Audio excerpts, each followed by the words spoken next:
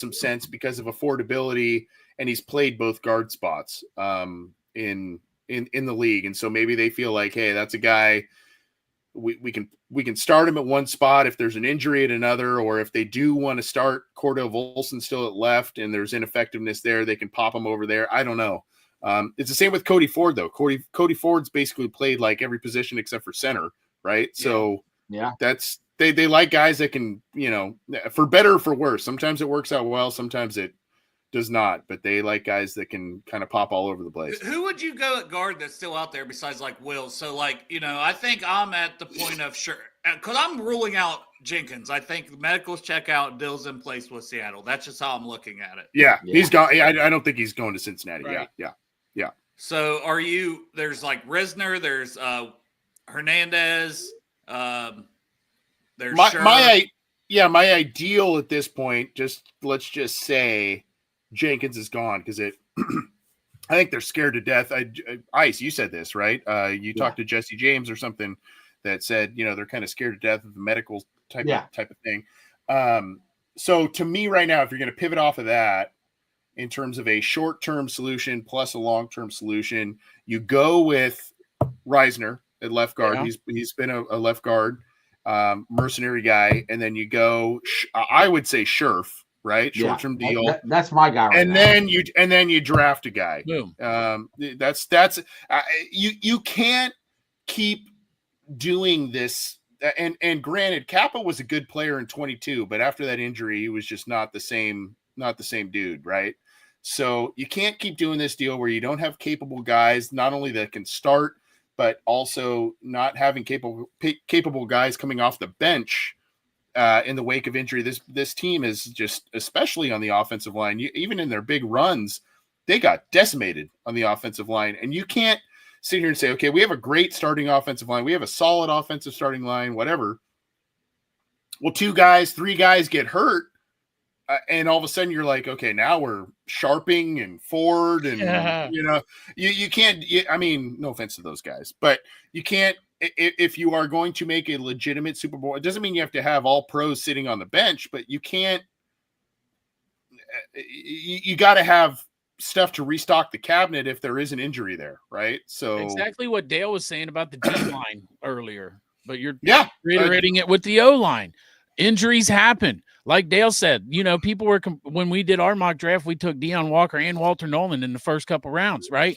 And people were like, you got 2 tackles. Where are we going to roster them at? And Dale's like, hey, we were pulling a guy off the street last year to play. Yeah. Who gives a shit? Who gives a shit? Yeah, right. Yeah. Right. Yeah, who gives a shit? There you go, Anthony. I mean, our problem last year. This is the deal. And Chop, I'm sorry, I didn't mean to interrupt you. No, you're good. Go ahead. This is I don't want to see, and I said this to Ice yesterday on his show, I don't want to see the Bengals do the Zachary Carter, who was the kid from Arizona State a handful of years ago, where it's like, is he a D tackle? Is he an end? We're gonna fluctuate his weight. We need a guy. Hardison. Yeah, he's like a 4th round pick too, right? And it's like, you can't. Marcus Hardison, is that? Do that. Yeah, Marcus Hardison, exactly. You can't. I get the intrigue where you're like, man, this is. They did it with Zach Carter. Same deal, and it does not. Will Clark was another guy they did that with, who was a 3rd round pick. Yep. You can't do it. You have to have the guys that fit. This is the position we are looking for. This is the set of skills that we are looking for. Let's get that guy. And then we can rotate around from there. I don't know. That's my 2 cents.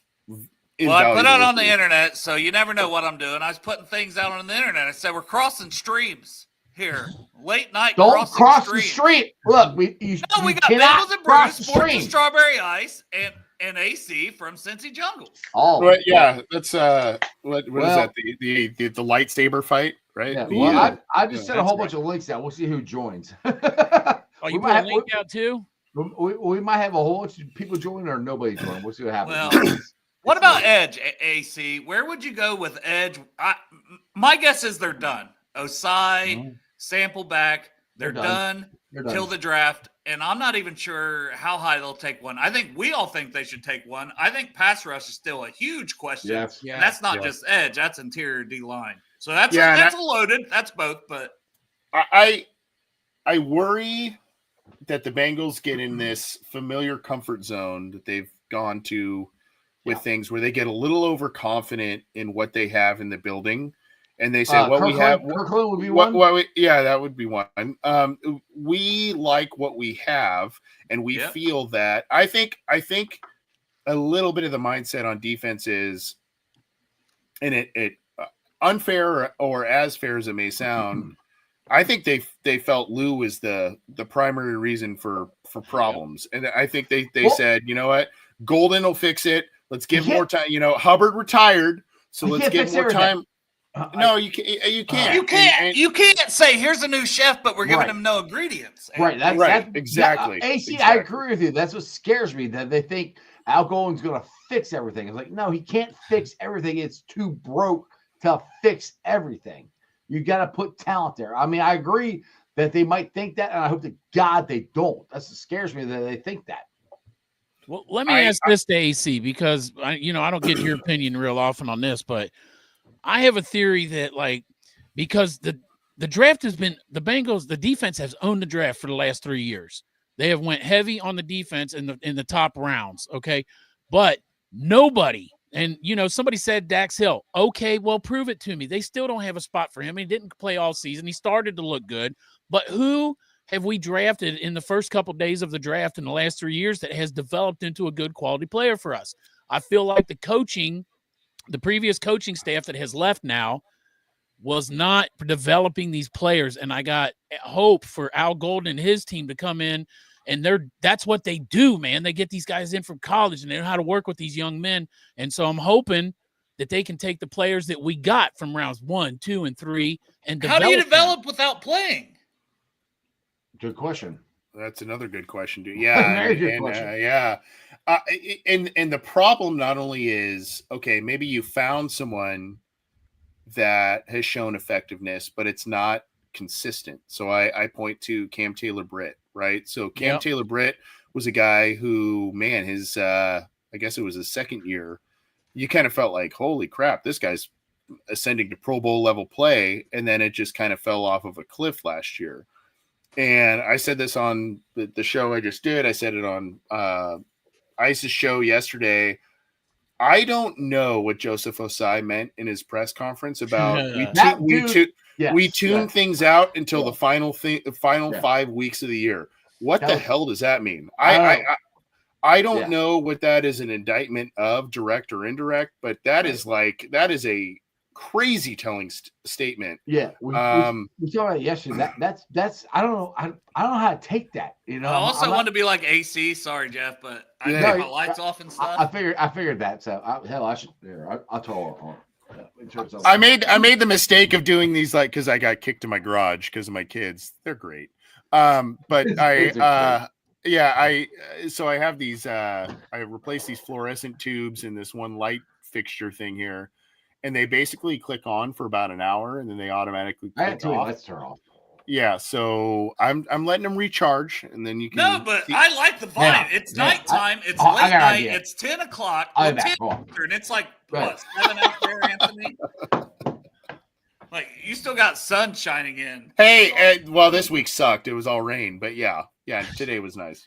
We're in Cincinnati, and he's like, "This week sucked." Yeah, I know. Sorry. Yeah, well, our week was nice here till today. So we had the opposite. So it rained all day. Like I was driving in nothing but rain, both ways on the way up. Tell me about your live deal you did.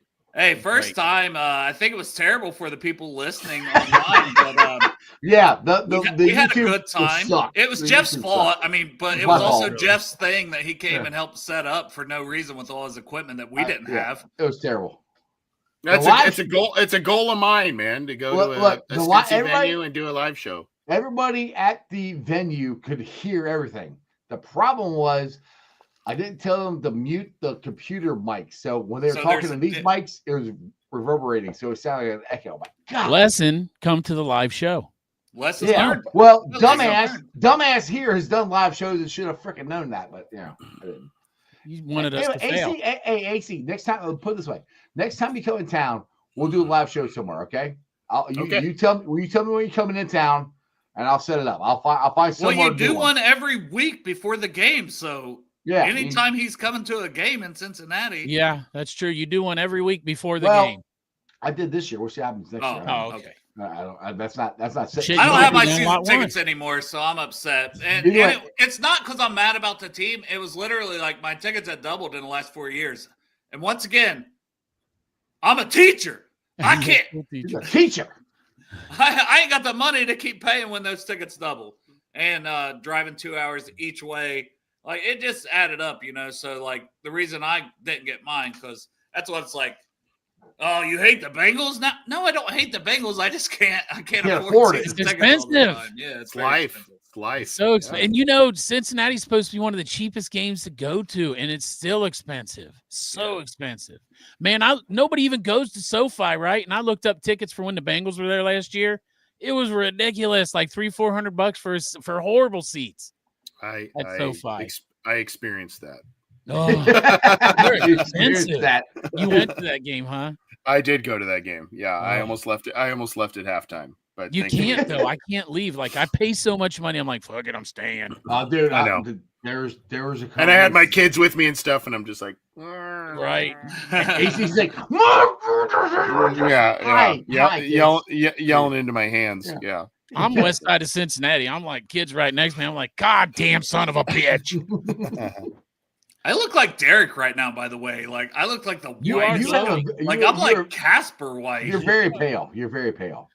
And then it looks like you got two lasers on each side because the reflection from your light into your headphones. So welcome to Strawberry Ice at night. Oh, fuck, we're all wearing headphones. We all have the moonlights, So Ross in your live chat said SoFi is in gang. I don't know if you guys ever heard this story. I went to the Super Bowl there. Did you throw gang signs while you're there? Like, no. On my way out, obviously, I was displeased. And a little bit. There's this narrow way where they kind of cattle herd everybody to go, right? And there's lined by like sheriff's deputies and everything. And I don't know if you remember that day, but it was like hot as hell that day. It was like in the 90s in like February out there, and we were in Ohio. I remember that. I had like a tank top and shorts. Of course, I don't remember that. It was snowing in Ohio, AC. No, sorry. But so I'm in this like cattle herd thing, and all of a sudden I like, just because I had shorts on, and I like was tapping my pockets just to make sure I had everything, and all of a sudden my phone, I found out, got yanked out of my pocket, and that had all kinds of photos and videos and all kinds of stuff. And I'm like, oh my God, dude. And it turns out there is kind of a little bit of a, I don't know what you would call that, like a little group of people that specialize in pickpocketing on the way out. Really? And so, yeah. So that was, and then I got to the, the main streets, and everybody's, doing their own makeshift parade, and I'm going, just get me out of here. LA. Get me out of here. Get me out of here. It's very dark. Now that's very dark. Now, Darth is in the chat too, by the way. We're just talking to you, Darth, about Wing would like to buy one of these, maybe for a donation to Project Game Day. One of these, if you could make her one, but she don't know how to contact you. So so that's Wing. So give phone number, Darth, out in the chat for everybody. Yeah. Exactly. Get your phone to everybody. But I want to read this. Wing says Osai was talking about the locker room falling apart. The tension was at an all-time high. Is Jermaine Pratt part of the problem? Because will he be back? Let's talk about him, because I've heard whispers, right? I'm not an insider, but people talk. People say things. And I heard Pratt, even though he was a captain, wasn't the greatest leader. Well, he's also the guy who ripped Osai for the play in Kansas City. And Blood Drop is going to come and find me and kill me. He's going to. He's not going to now because he can't see your face. So. Right, you put that mask on, man. It's a little freaky. He has no idea who you are. Fuck you, Jermaine Pratt, you pussy. I didn't say that, Jermaine. That was I didn't say it either, Jermaine. My name's not. Oh shit! It's on the screen. Oh, I'm so screwed. Casey's like, what the hell did I join? No, this is He awesome. knows. If I'm on here, he knows. I don't know what's in store for him. I think, I think that would probably be a closer to draft trade if they were to trade him, just because I don't think the demand's there, and they'll probably try and hoard some picks if they can. If it was there, he'd be traded already. What do you think is the chance that he plays this year for the Bengals, though? None. Oof. I say none. 25% or lower, probably. 25. I think they wanted a veteran upgrade, and they didn't get. I mean, they got Oren Burks, but he was the ADG replacement. Right. I think they wanted a starter upgrade, and it just didn't work out because so many of them went off the market before free agency even started. They re-signed with their own teams, and then it was Dre Greenlaw and just a couple guys. And I was thinking Greenlaw was going to be the guy. So that's what irritates me about. All right, we're all excited. T and Jamar are getting signed probably Monday or whatever. That's I think when the press conference is. Why the hell didn't they get it done a week ago? Got it done a week ago. You can go into free agency because the Bengals are on Hawaiian time. I've got people from Hawaii that say Hawaiian time is just like I think I saw it on Travel Channel or something like Hawaiian time. Like they set a time, but it just means it's kind of like okay, somewhere around there show up. It's just annoying. I will give my opinion. My opinion is they want to pinch every damn penny, and they're never willing every contract. They're never willing to have the foresight to do the things they should do way before they should. Like they don't negotiate during the season. You see deals happen all the time with other teams in season, late in the season. Oh, the season ended? No, we're going to get this done. Or we're a week or two into the season. It didn't happen before the year started. Let's appease this guy. It's still a week or two in. Now he's happy. He's going to, in an ideal world, play better because he's not worried about his contract. That's not just for these guys, but in general. Reactive versus proactive, right? I mean, boom. That's how they've always been. Which is annoying because they're all right. I'll put it this way.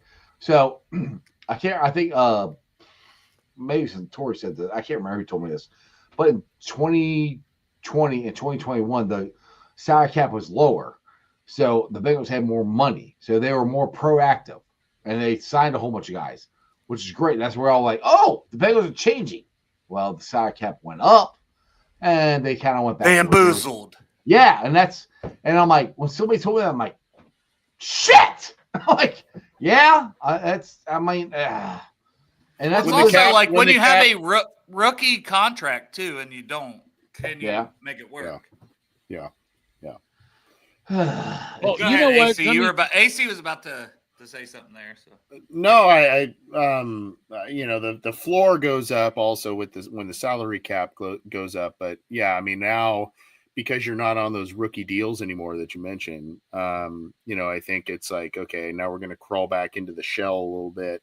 I think they are again scared to death of guys with injury stuff. That they would sign a contract to. Well, it's the way they structure contracts too. They don't structure them right. Yeah. I won't say right, but the rest of the NFL does. It's less than desirable than many other teams. Yeah. Yeah, and I don't get that. I mean, Katie Blackburn grew up in this business, and so did Mike Brown. But she saw what her dad did. She saw that's what I don't get. You see how it worked for him, which it didn't. So why do the same damn thing? Well, she never seen it work properly. She learned from the guy who So took everyone through the 90s. That's what they know. The way he did it didn't work. And then you see all these other teams doing stuff that works for them. Like owning a business, you go, all right, why is that guy making more money than me? I want to try to figure that out. Jeff, that man has $5.5 billion. He ain't got to figure shit out. His but value, they want a damn thing. Well, yeah. If you're in a sports thing, it's to win. Why do you own a team if you don't want to win?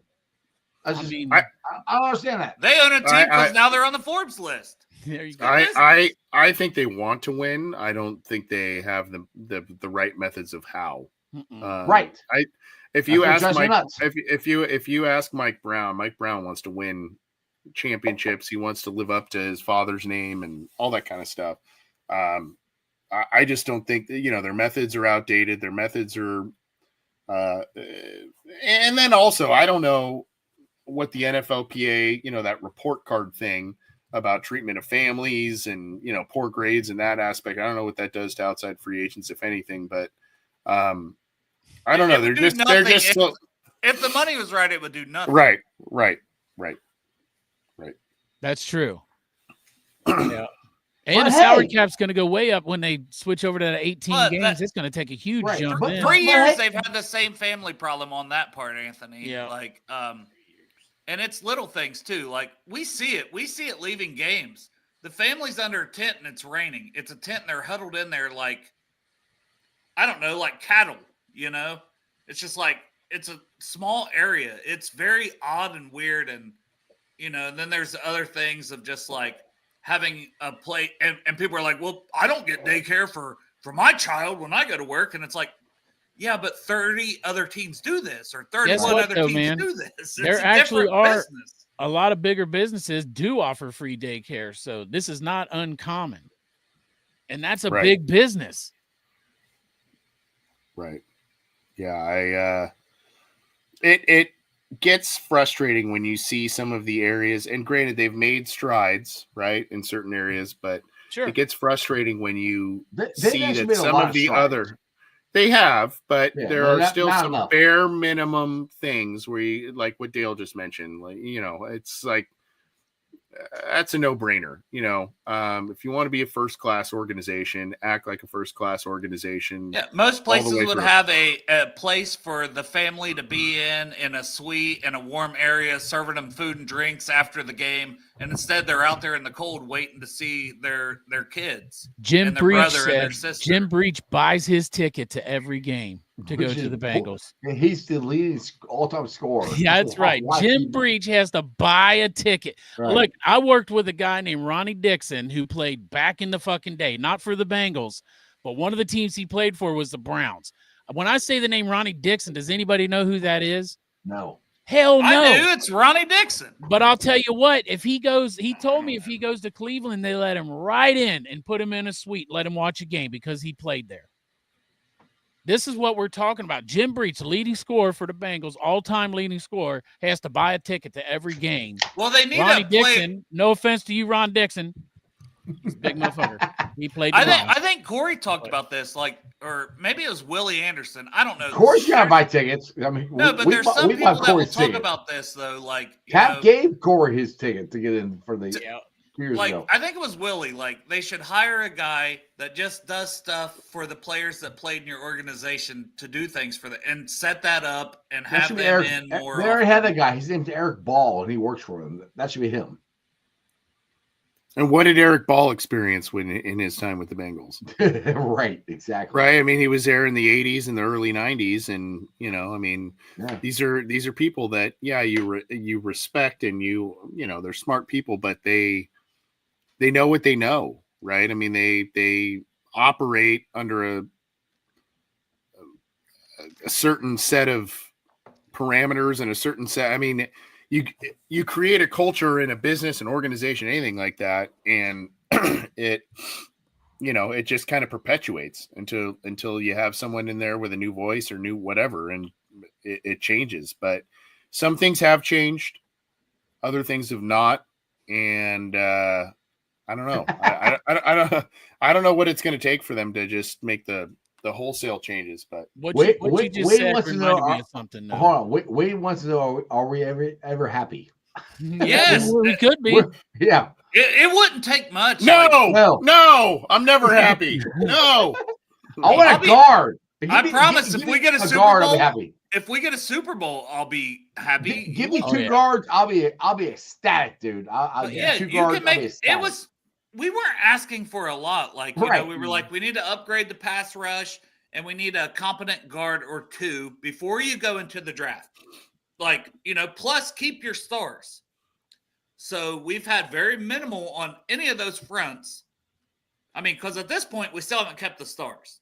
But I am excited because, like, hey, I want to keep the star. I want to do this and that. But it's like, why do they lower our expectations when we should be pushing for a Super Bowl window?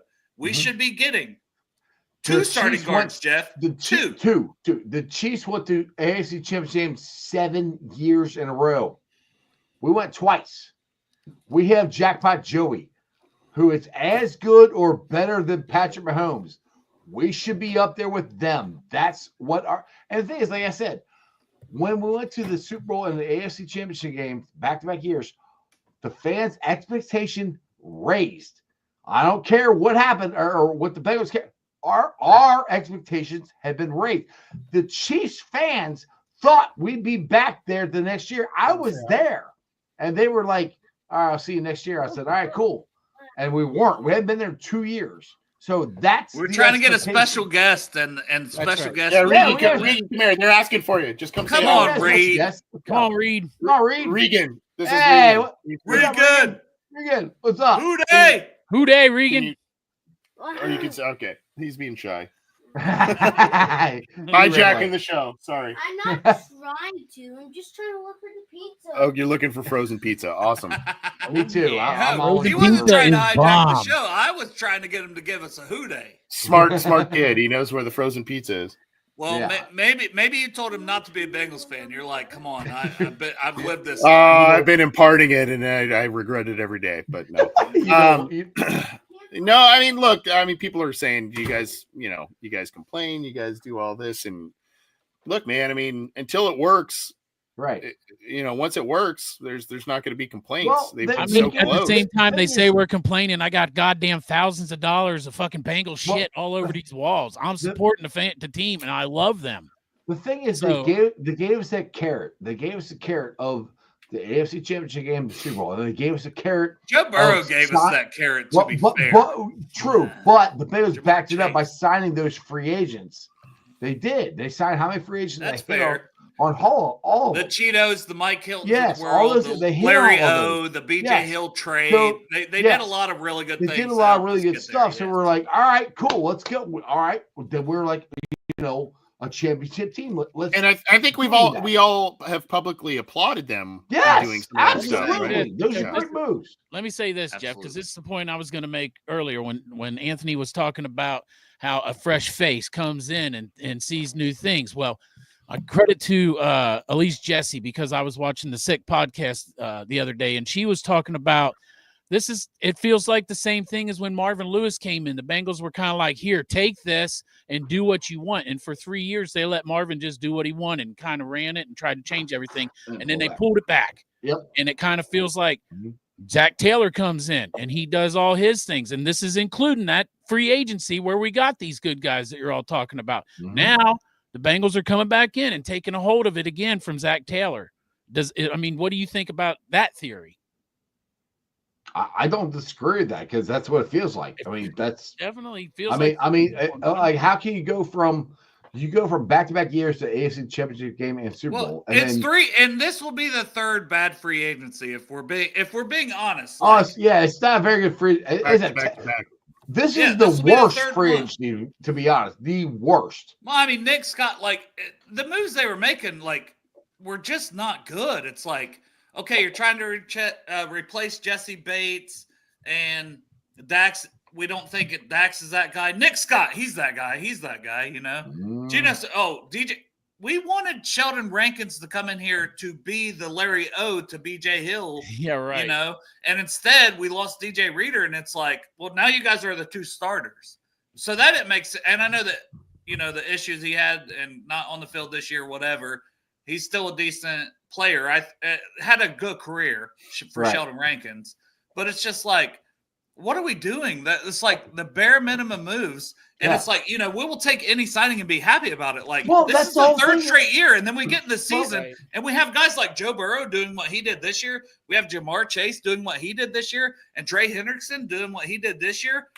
We didn't make the playoffs. Right, historic seasons from all of them. Yeah, and the thing is, and that's what kills me about this. How can I be happy then when you don't push your chips in again? When this felt like the most important offseason. Well, especially when Tobin says we're not running back with the same team. And the thing is, look, we're on the eve. It's probably Monday of Jamar and T signing their contracts.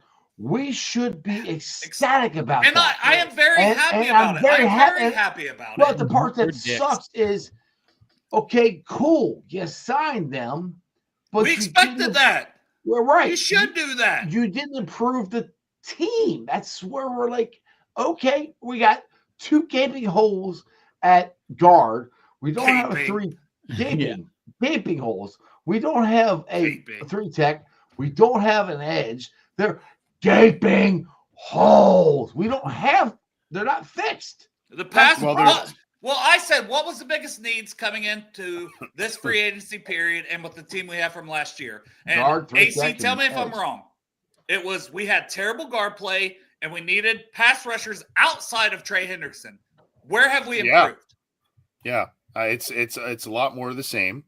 You need interior presence on the defensive line. Well, both lines. There are 2 things I just kind of want to point out. Number one, to Dale's point, last year's outside free agency class was a borderline disaster.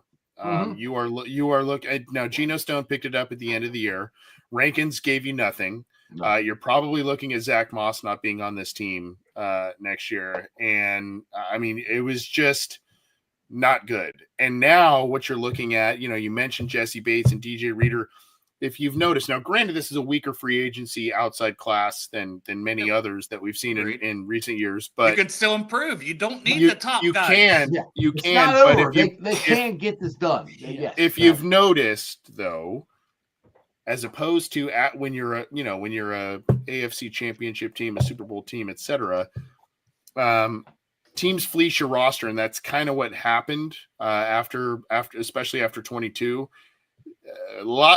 Not a lot of people are calling for Bengals impending free agents right now. Gesicki might have probably got, he would have got a deal, and obviously Higgins would have been there as well, but they kind of locked that up. But I mean, it kind of tells you the state of the roster a little bit when there's not a lot of demand for the Bengals agents hitting the free agent market and the Bengals kind of re-signing their own. There's not a lot of demand out there, and so that kind of tells you a little bit of the state of things with this team. And like I said, they've already shed, a couple of guys from the past free agency classes that have not been up to snuff. And granted, I'm glad they did that earlier than later, but the problem is the Bengals look at that and they say, well, this is why we shouldn't do outside free agency.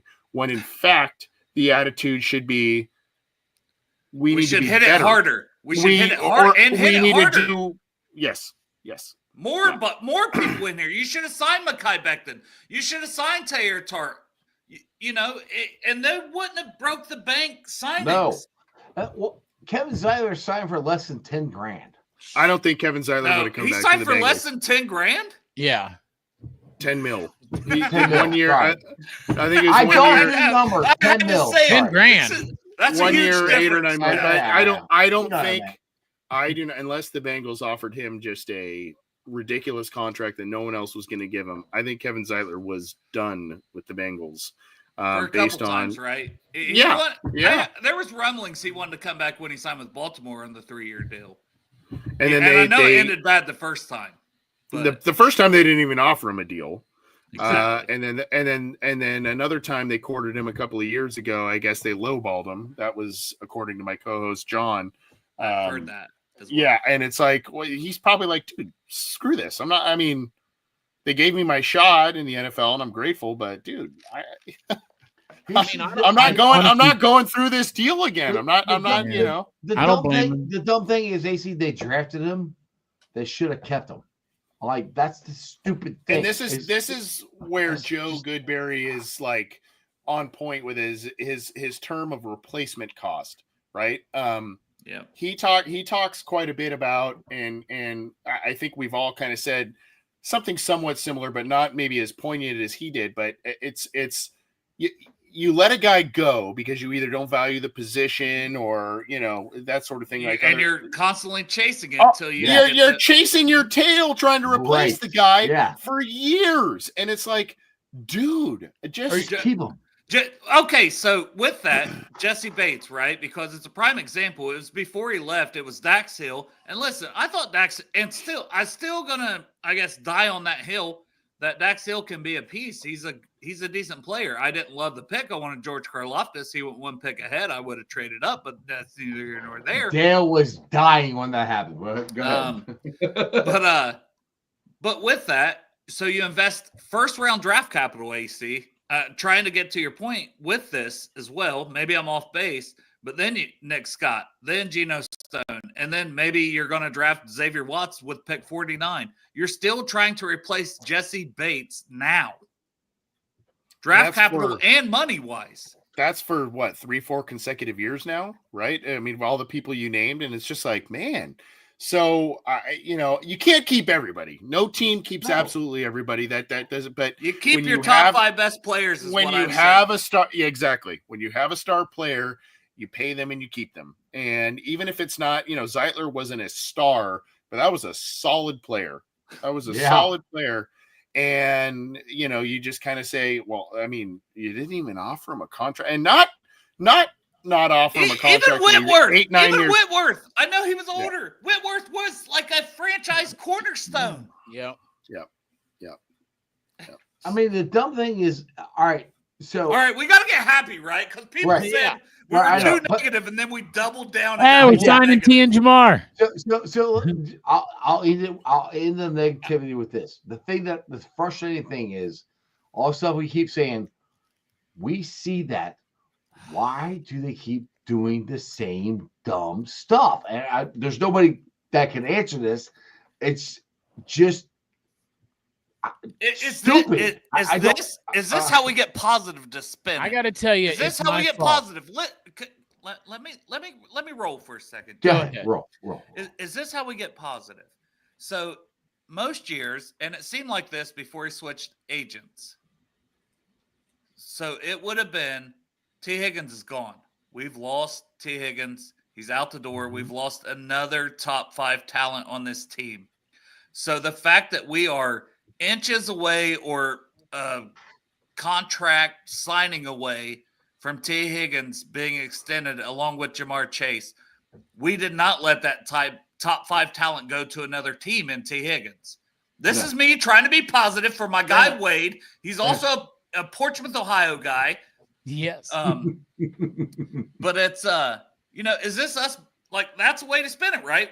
This is one we're not letting leave. Your homegrown guys, you don't let them leave, because it would be easy to say we can't pay 2 receivers, and time will tell if that's the right method or not. Yeah. But the fact we're not letting one of the top 5, could anyone argue that? AC, can you argue T is one of the best 5 players on this team right now? Yeah, I would easily put him in that group. I was going to say, I thought you said you were going to argue it. Yeah, fuck you, Dale. Fuck you, AC. Argue it. No, I think he's the top 5 player on this team right now. But what did it take, Dale? What did it take? Joe Burrow. To get that, and what was the other thing?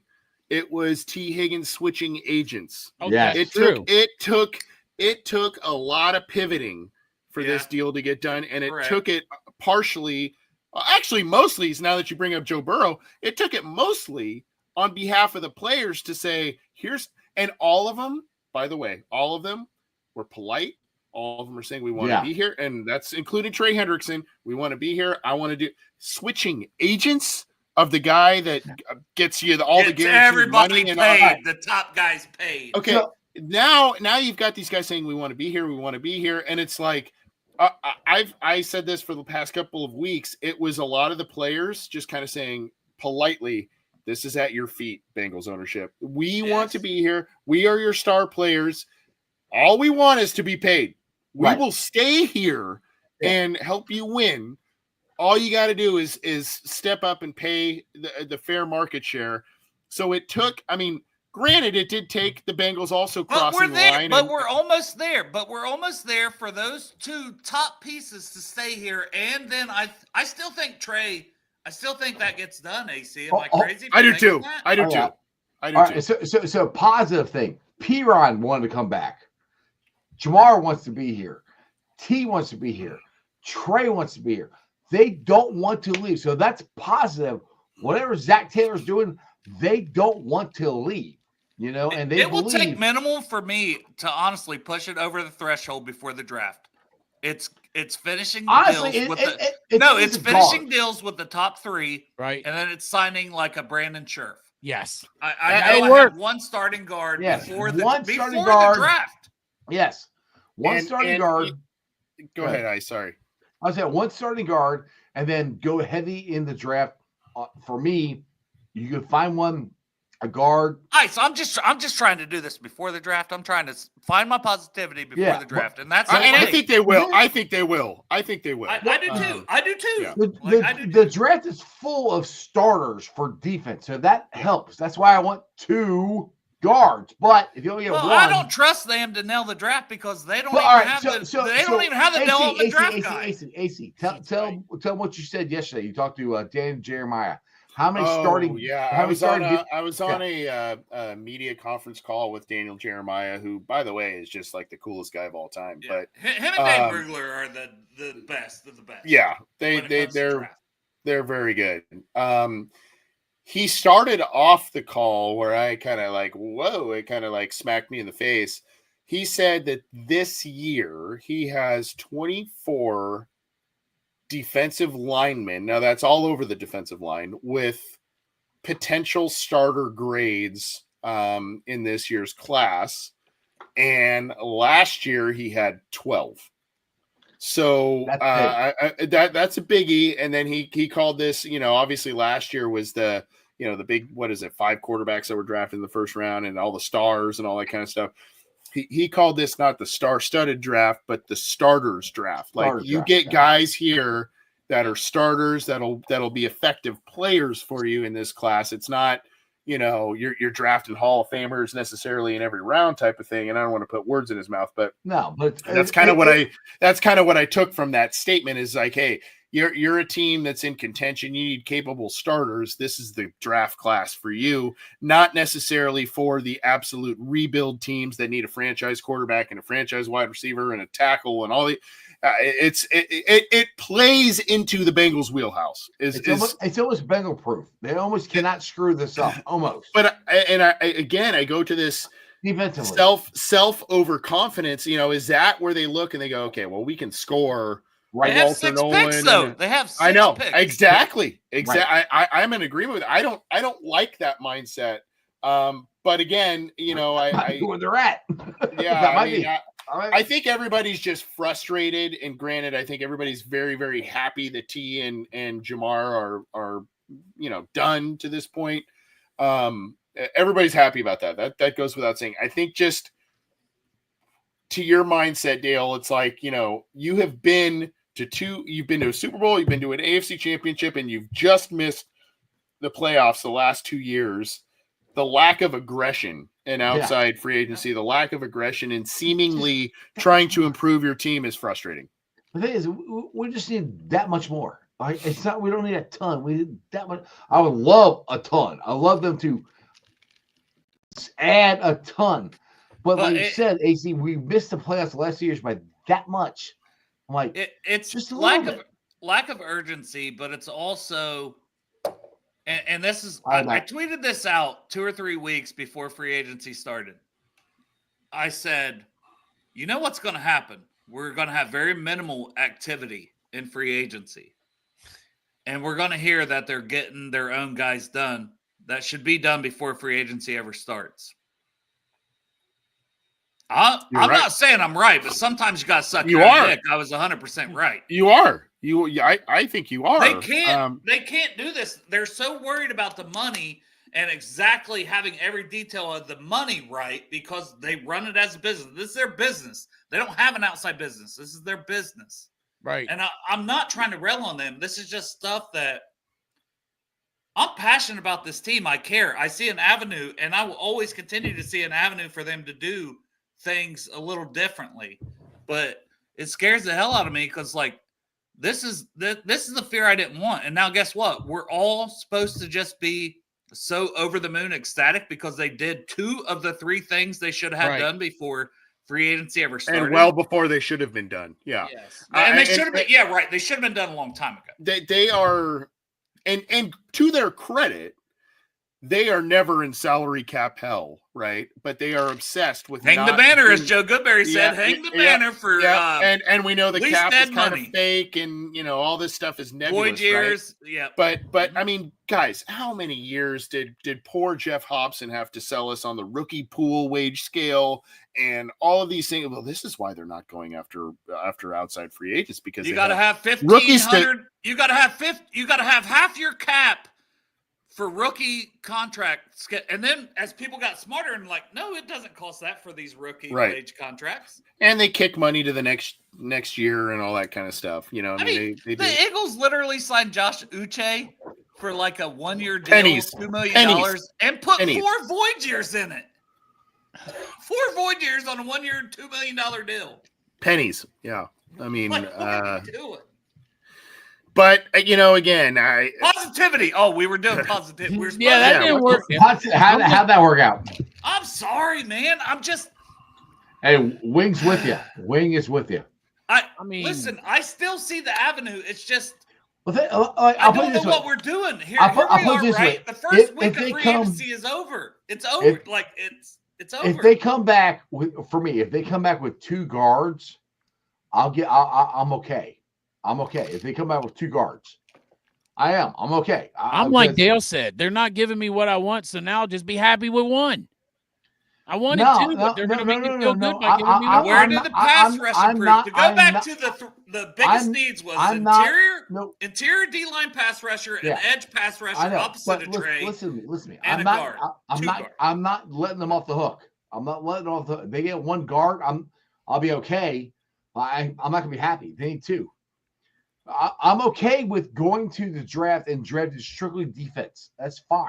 If you want to do that and just throw a whole bunch of bodies at it, cool.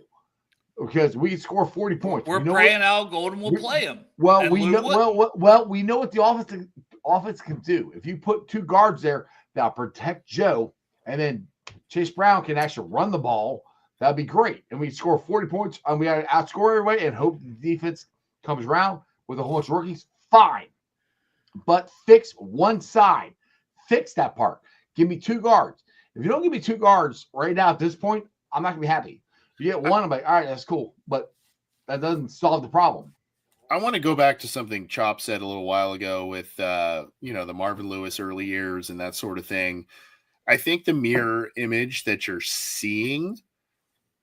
Okay, so it's those rookie deals that are now coming due, and then you get the extension. So when Marvin Lewis took over, they had John Kitna under contract. No idea what his contract number was, but I'm sure it was not that high because he was a journeyman guy, right? Yeah. He came in. Kitna, to his credit, had a freaking awesome 2003 campaign. But what happened is Carson came in 04, 05.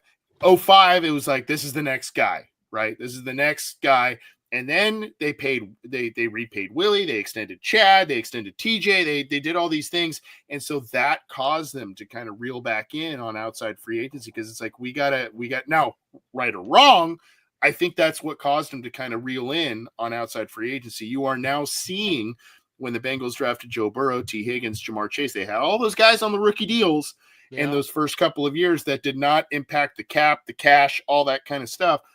Now you are seeing where, okay, well, shit, we extended Burrow to what was then the highest paid quarterback contract. We now apparently have made Jamar Chase the highest paid non-quarterback in the league. We've paid a big deal to T. Higgins. And so now they've kind of crawled back in that financial shell where it's like, okay, well, we've spent a ton of money and we've spent a lot of money on guys that we value and that are valuable to this team. And we're just going to keep going and hope that they break through that wall. Now, Carson's team never did that. Andy Dalton's team never did that. They did the same thing. If you remember in the rebuild, they did the same thing with Andy Dalton. The Andy Dalton thing was a little bit more of the reclamation project. Cedric Benson, all these guys that ended up coming in on deals that were like, wow, this is like, these guys are way outperforming what we thought, right? And so now you're kind of seeing a mirror image deal where it's like, okay, the first 2-3 years of Zach Taylor's deal, yeah, you got some money to play with because you got a rookie quarterback contract, rookie star wide receiver contract, all of these things. And so now the financial constraints, at least in their eyes, from a league perspective, you say teams are just spending, right? I mean, they don't care about that as much as the Bengals seem to, but I think that's where we are in terms of like, okay, you look back to the Marvin Lewis first couple of years, the Andy Dalton first couple of years, and now the first couple of years of Zach Taylor as compared to now. That's probably why they've kind of pulled back some things, and that's why we're a little bit frustrated on why the aggression doesn't seem to be there. I don't know what's going on down there. I'm not a math guy, I'm lucky I got the job I got. Not a real smart guy. But I don't pretend to know the X's and O's, and I'm just like, come on, man. We're not going to – I mean, we can still do better next year because our offense, despite the fact with the guard play, which was horrid, I mean, you got Jamar Chase with the triple crown, Alex Kappa with the triple frown. So I don't get credit for that. I think Dale's the one that told me triple frown. The triple frown got $11 million this year. He did. But what I'm saying is, like, all right, man, the defense, I feel like the defense is the best chance to rebuild the defense to fix the defenses in the draft. And I thought that getting guards would fix our offense. I mean, everything else. What else would we change on the offense besides getting Eric All to play without being injured? That's the only thing I'd change. I think our offense was great last year. We needed guard play. And if Eric All didn't get hurt, come on. But as far as our defense goes, come on, man. I hope Eric All comes back and I hope he does well. too. You guys probably know we interviewed him, great guy, and just the fact that he had a similar injury again, it's like the Rodney Anderson thing. Remember him where he was just lighting up preseason a handful of years ago, and you go, man, this guy's the next dude. Yeah, it's the same exact. It's like, dude, my God, how do you do that again? And man, coming back from, I mean, a lot of people have been talking about Cheeto, right? And him being released by the Titans today. AC, do you want to bring Cheeto back?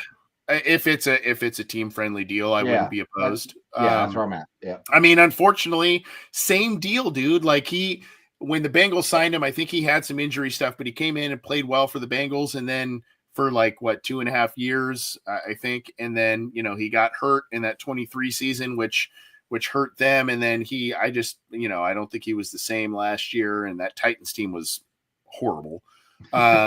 So I mean, I didn't do him any favors, but, he's not the same guy from 21, but if you need a veteran guy, who better to bring in than a guy that was here, knows the system and knows the guy who was an assistant defensive coach, who is now the defensive coordinator, now at Golden. I would think that makes a lot of sense. I just don't know what you would expect to get out of them, right? Well, if we're talking about veteran guys, like I personally still holding on to the fact that I think that Mike Hilton might come back. What do you think about the chances of that? Because I've been told I'm stupid for thinking that. Well, you're not stupid. No, I'm just saying, like. Well, you said that, and he was like, "Well, I'm going to say you're not stupid for saying that,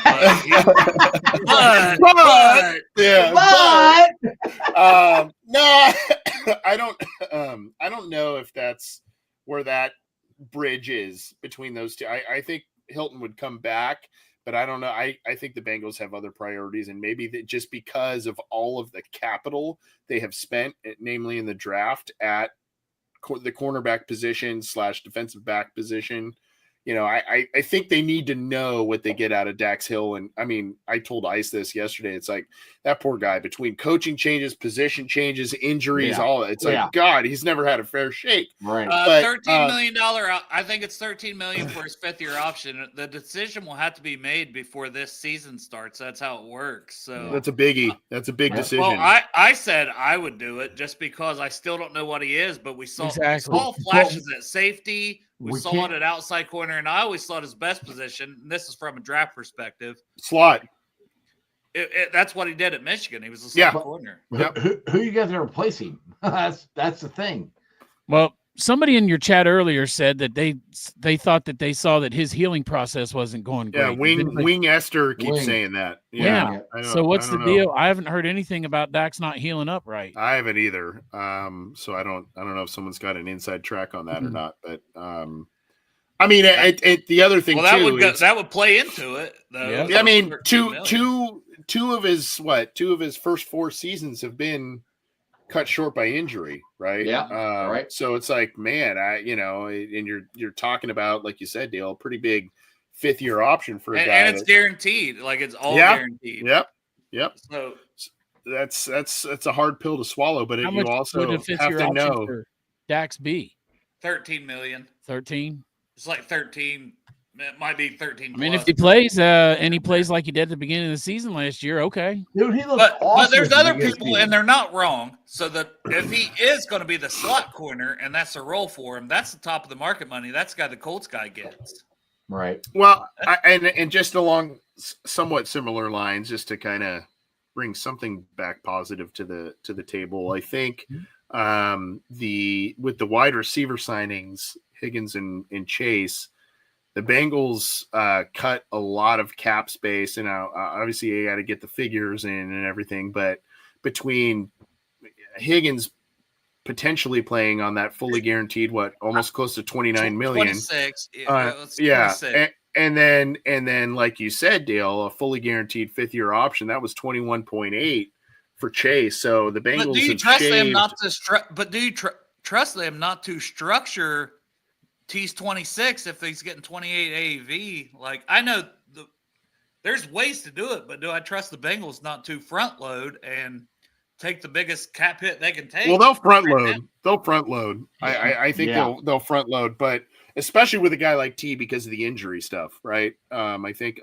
they'll front load, but I think they are savvy. They are savvy enough. To hold on, it'll structure still be less. It in a way. Yes. They're savvy enough to structure it in a way that'll be more friendly on the cap hit than what. Well, with T's injury history, that's not a bad thing. I think a lot of NFL teams do that. No.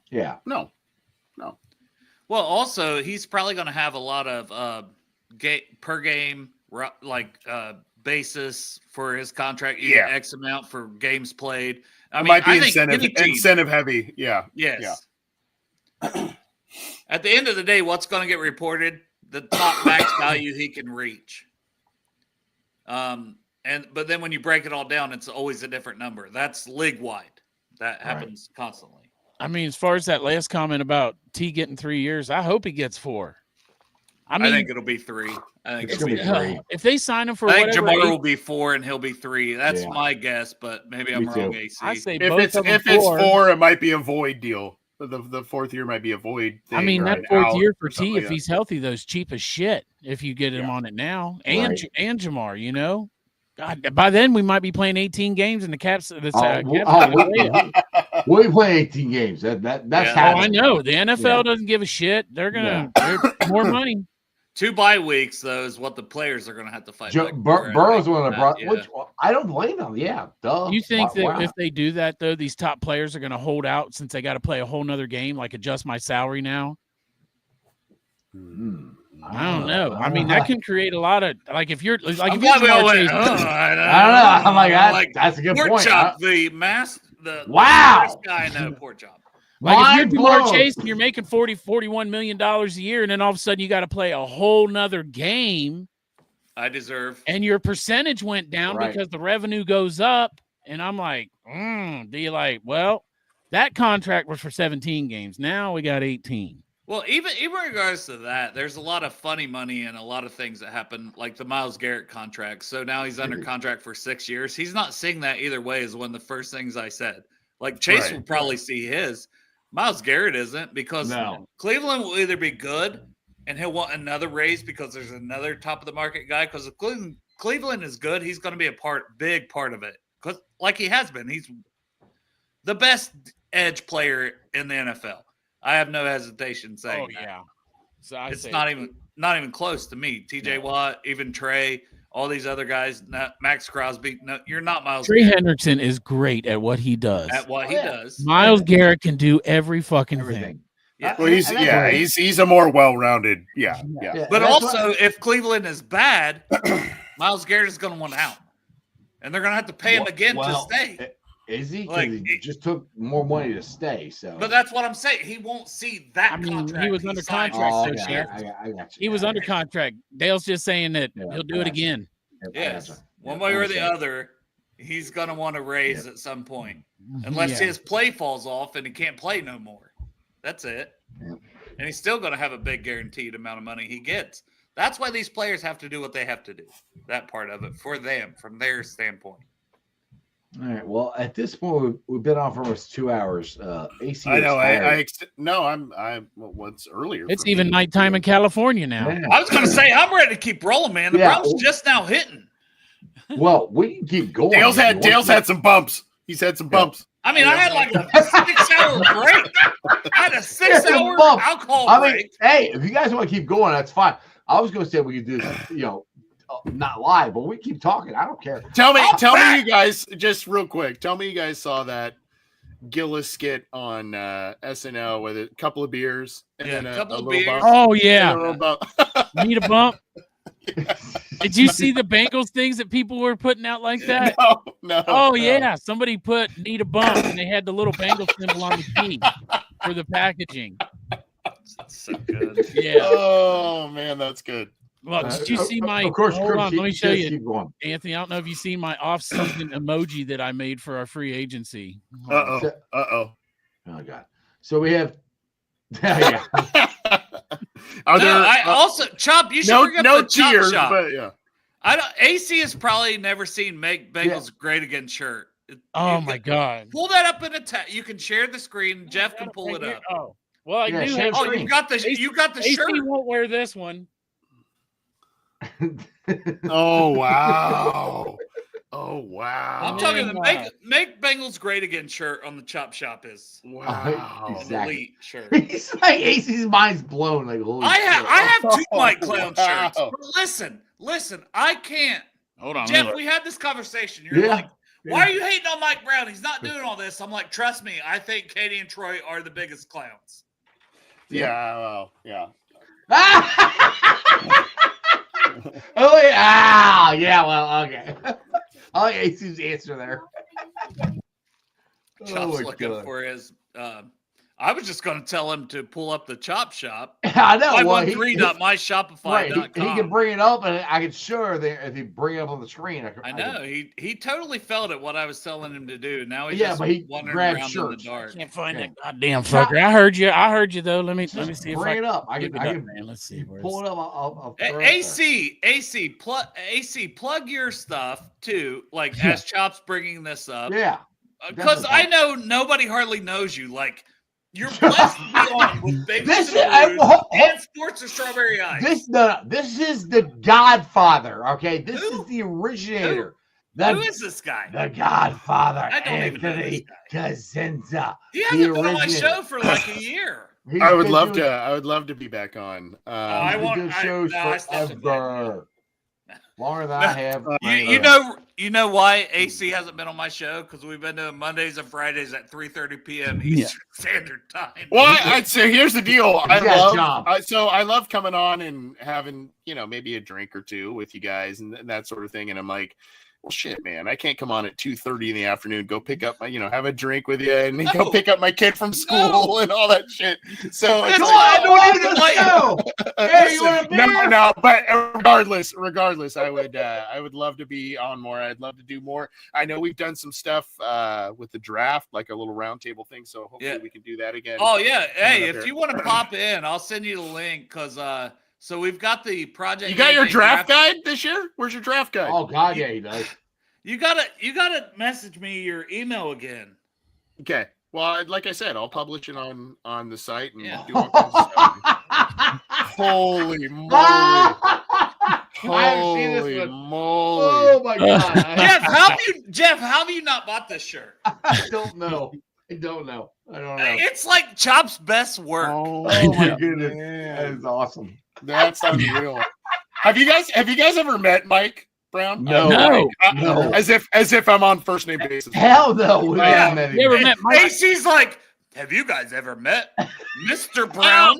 No, we haven't, AC. No, I met him once. Oh. And this was like, well, I mean, I was like, this was, it was, I will never forget it. It was in the 2012 season, and when the Chargers were still in San Diego, the Bengals with Andy Dalton were playing there, and he came in the lobby, and I'm like, dude, I got to talk to this guy.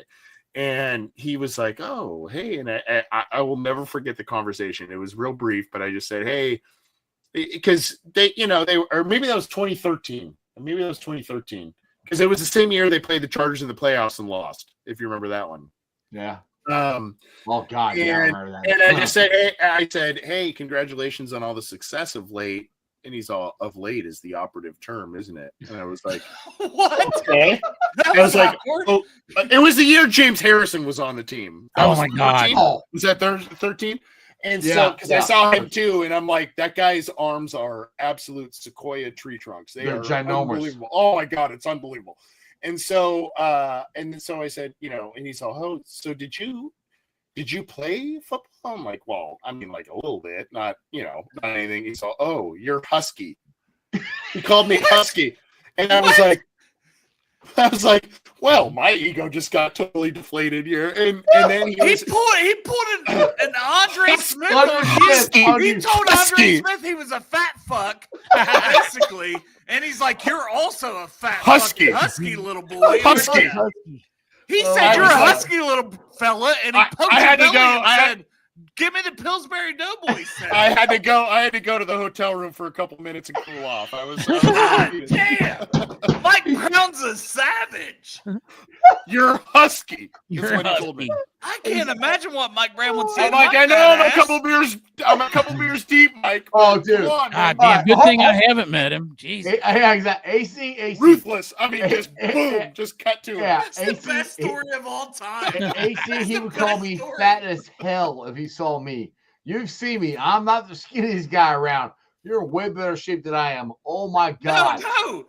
He would tell us all to fucking get on a treadmill. After he said that to me, I was like, my mouth must have been like to the floor. That is the greatest story of all time. It was like the classic old guy. I don't give a crap about what I say because I'm gonna offend everybody type of thing. Yes. Oh my God, it was just like so. Yeah. Oh my God, I will never forget it. I will never forget that. Well, nice to meet you too, sir. But I was like super polite. I was like, you walked in just like Andre Smith. Andre Smith was so excited to meet Mike Brown. All right, so I got a question. I have a story to tell you. This is about my grandmother, who I love to death. All right, so we moved. Me and my wife got married, and we moved to Florida. And my grandmother had not seen me in a year. Well, I put on a couple pounds, and I'm knocking the door. I was like, "Hey, we're here." Hey, God, you're fat. Thanks, Grandma. Thanks, Grandma. I love you too. As you get older, it's just kind of like, I don't care. I was like, all right, yep, I am cool.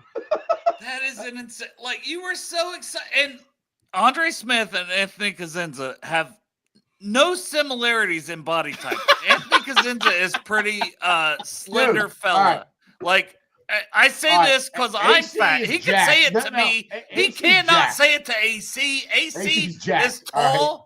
Yeah, like AC's jacked. All right. No, I'm not saying that. I was like, dude, compared to us, you're jacked. Yeah, for sure. I was just floored at his. The skinniest bitch on this show tonight of the four of us is definitely AC. Yes. So I can only imagine the things Mike Brown would say to us.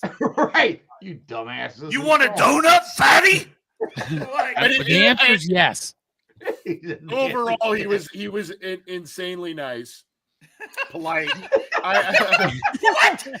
Recovered from the husky. Aside from me going and crying in my room over a box of donuts. This man cried himself to sleep for 10 years because of you, Mike Brown. He's polite, other than he. A dozen years later, I remember the husky. Yeah, like a dozen donuts, you fat fuck. Hold on, I just got a text from Mike Brown. It says, tell that husky pussy to shut the fuck up. Get that husky bitch off the air. Yeah. So it's like Talladega Nights. with all due respect, God, you're fat as fuck. But with all due respect, I said with all due respect, which means I Right. can say anything I want to say after I say with all due respect. Real quick, Mark Jewett, every shirt on my shop is $20. It's at Dale knows the address. I don't even know. Yeah, it's chopshop513.myshopify.com. And I got all the way from extra small to 5X, buddy. I'm big fat fuck, and I think $20 big fat for fucks should be every able to have t-shirt. shirts too. Do you Every have t-shirt. size husky? Do you have size you can husky? get a I size have Husky Plus. oh God! All right, we're us four are gonna hang out and just talk. You know, we're gonna end this now. We're gonna have fun. Anyway, guys, appreciate you joining the show. AC, plug your shit before I let you leave.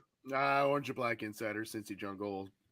I don't know. Yeah, but don't leave. We're drinking some just more. aired, right? Yeah.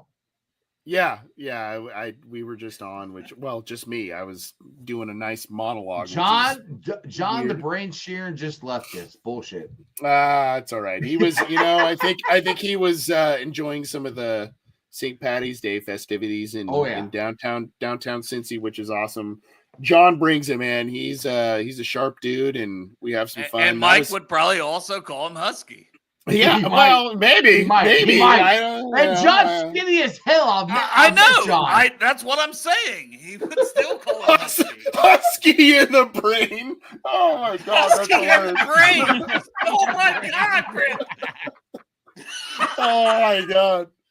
Yeah, I just really showed my ass with that story, didn't I? Oh God! In the brain. I'm serious. I haven't laughed that hard. I will never ever forget that. I will never forget that interaction. How could you, husky little bastard? Oh Jesus! God damn. Oh God! And initially, what was funny is it sounded like a compliment. Like, hey, it sounded like a compliment. Yeah. Well, no, like, hey, did you play ball? Right? Did you play ball? It sounded like a compliment. He was trying to sign you. He just backhands. Just whack. Yeah. No, you're fat as fuck. Yeah. Get out of here. Yeah. Oh, that's hilarious. Oh my God. What's your 40? Oh my God. I guess AC, the next time I have you on the show, I'm just gonna do like a sumo wrestler's body. And I'm just gonna put your face on it. A little Photoshop your face on a sumo wrestler's body, you husky little fuck. That's right. I mean, that poor old guy probably doesn't even remember that, obviously. That poor old guy probably don't remember taking a shit lately. Remember you called me fat? He's like, no, I call everybody fat. AC, you're the Godfather. He remembers you, right? No. Don't forget that. You are the Godfather, damn it. It's, oh my God, it was just a really funny exchange. Hilarious. All right, boys, this has been fun. I'm sure Holmes, this it's thing. Chop, COH. I keep trying to do this thing. If you can go and Google search, if you go to Google search, myshopify.com. If you go to Google search and just put Chop Shop 513, it's like the first thing pops up, Shopify store. And also Pornhub. Also my Pornhub channel. He's also got and his OnlyFans. If you click that one, it's at your discretion. You just want to see Chop's feet? This is OnlyFans. That's it. Right there. He's a husky boy, I tell you. He got beautiful husky feet. Man's got husky feet. I am so regretting telling that story now. Yeah, well, Wink said, Chop, you got to make an AC shirt now. Yes. Oh, yes. Guys, I like. We already know what the shirt has to say. I couldn't make that. I could not make that story up if I tried. I could not make that story up. Chop, the shirt is Anthony and John's face, and it's like Husky in the brain. Husky in the brain. Oh, and make it look. Make it. Yes. Make it look like Pinky in the brain. You know what I mean? Husky in the brain. Oh God. That's on Photoshop. Christian, y'all should drink. We can turn live shows all the time.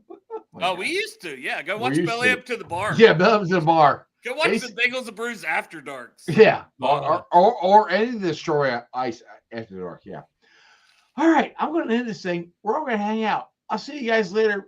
Sponsors, yeah, you know. Yeah, I'll see you in a half hour when Jeff gets done ending the show. All right, bye. Weekday nights, the city roars. now turn up some more. Cincinnati show, it's time to play. Sports with strawberry ice today. 5:30 sharp, don't be late. TTV, the sports awaits. Strawberry ices on the mic, energy, it's pure delight.